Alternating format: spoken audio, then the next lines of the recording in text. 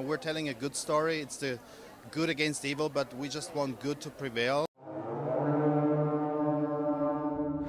I have visual on their ship.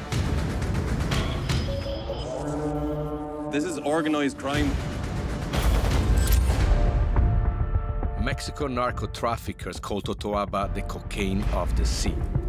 The fishing of the totoaba by Chinese traffickers and Mexican cartels is killing the vaquita. We are using this film as a tool, almost as a weapon, to apply pressure on the Mexican and Chinese government to do more. And so the more people, the more people see the film, the better, of course. There were 100, and then there were 60. And now there's fewer than 30. Come on, sweetie. Come on, mama. To stop the killing of the vaquita, we have to take down those traffickers. The whole thing stinks.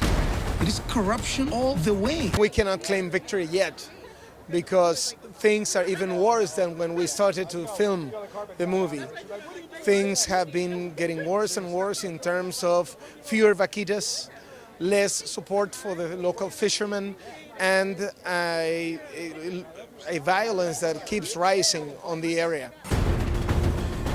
There's some really bad guys here. They don't want to see us succeed.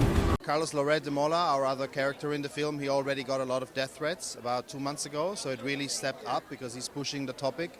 But, we'll just watch out, be careful.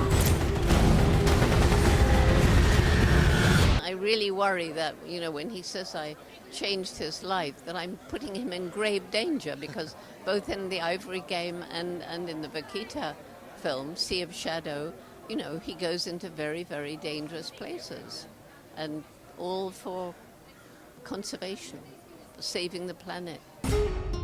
I keep thinking about the moment when only one vaquita will be left in the wild. This is a war against the extinction of a species. It is possible that it survives. The law needs to be enforced. The key players taken out of the game.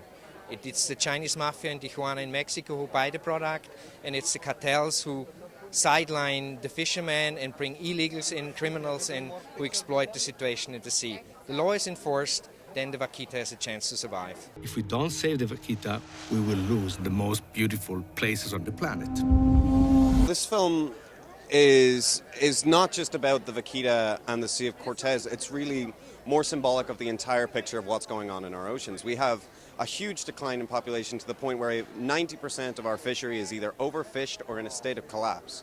Right now, we have 50% of all ocean trash is abandoned fishing gear. The loss of biodiversity on our planet right now is catastrophic, so it's really important to get this message out about the vaquita and about all kinds of other species.